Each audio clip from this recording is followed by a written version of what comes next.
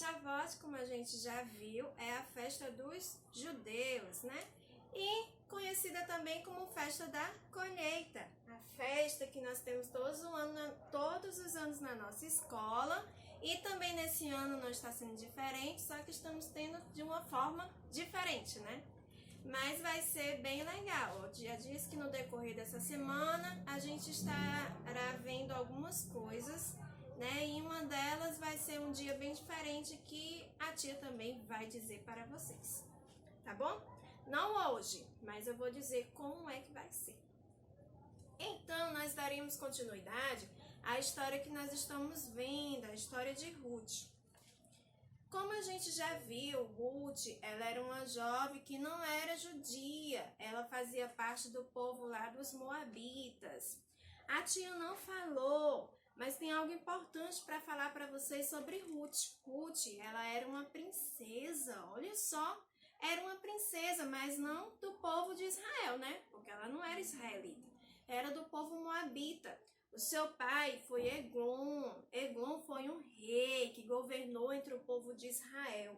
Só que ele não era um rei de Israel, ele era um rei moabita, porque nesse tempo o povo moabita conseguiu invadir Israel e conseguiram dominar entre Israel durante 18 anos. E acredita que a Bíblia fala que aquele rei Eglon era um rei severo e ele não gostava de Deus, o nosso Deus verdadeiro. Pelo contrário, ele adorava um Deus chamado Quemos. E ele era um rei muito severo e foi momentos difíceis para o povo de Israel.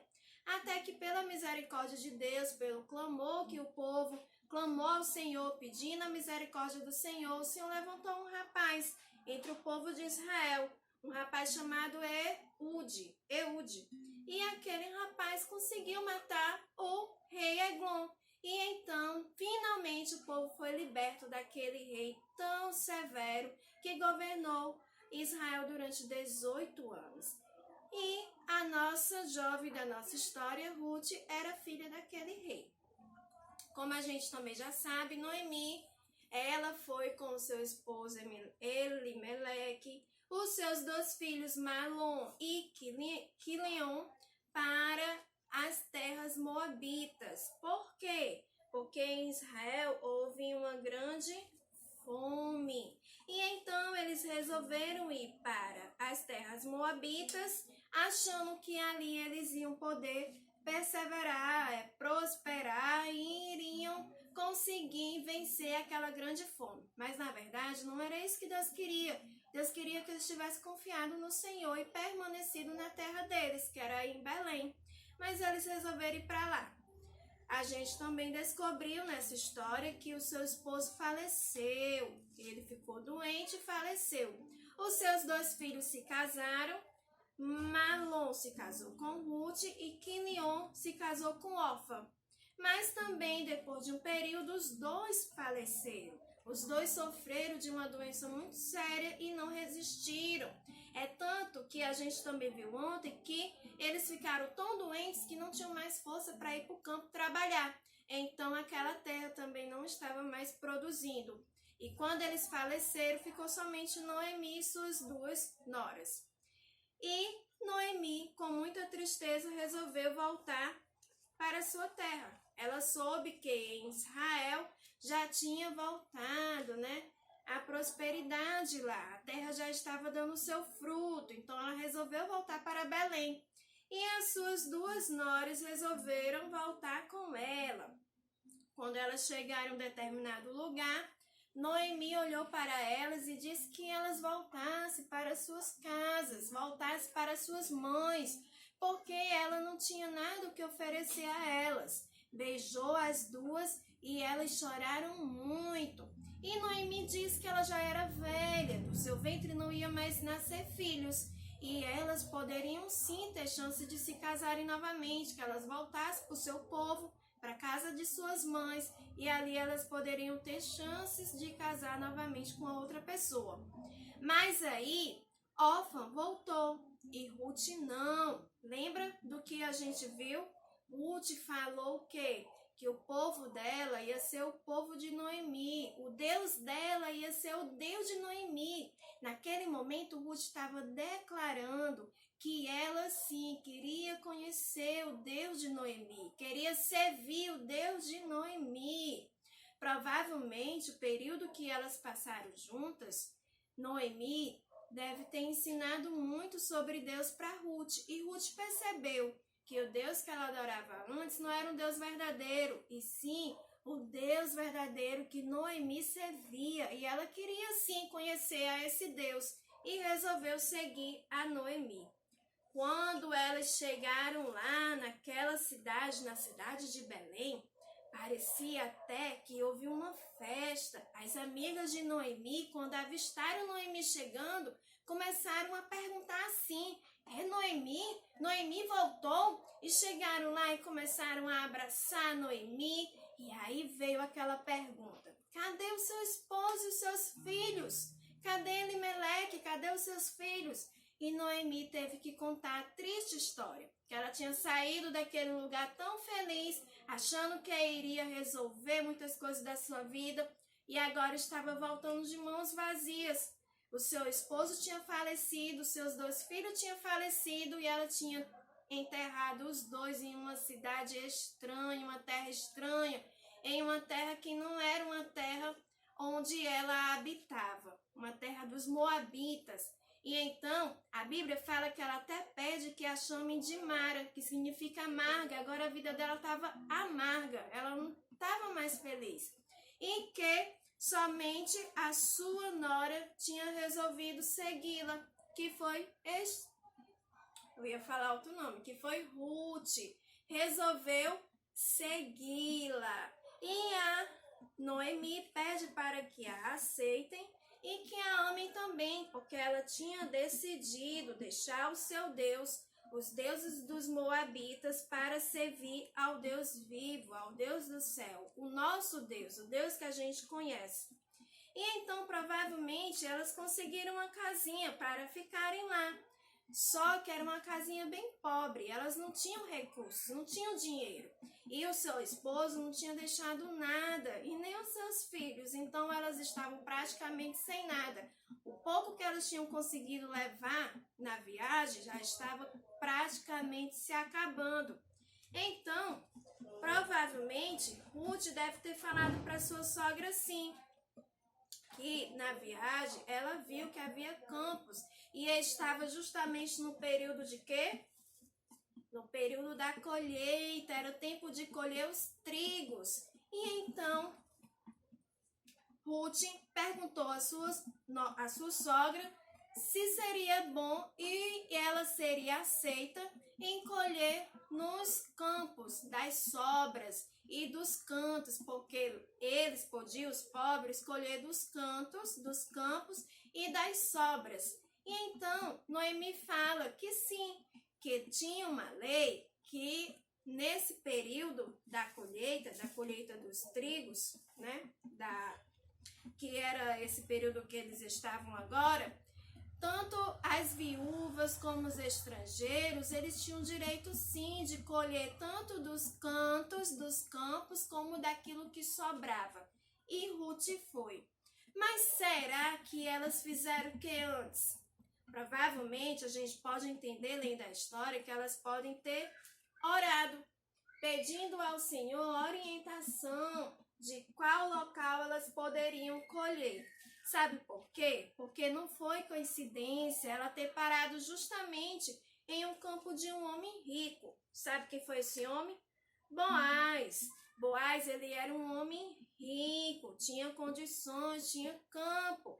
E ela, Ruth, foi parar justamente no campo daquele homem. E aquele homem, crianças, era um parente distante da família de Noemi, aliás, do esposo de Noemi.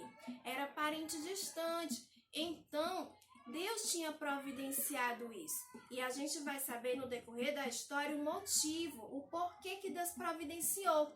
Então, ela foi parar justamente aonde pertencia o campo de Boaz. E lá, enquanto ela estava colhendo, Boaz avistou aquela jovem e perguntou para um dos seus trabalhadores quem era aquela jovem. E um dos trabalhadores de Boaz falou quem era. E então Boaz chama Ruth.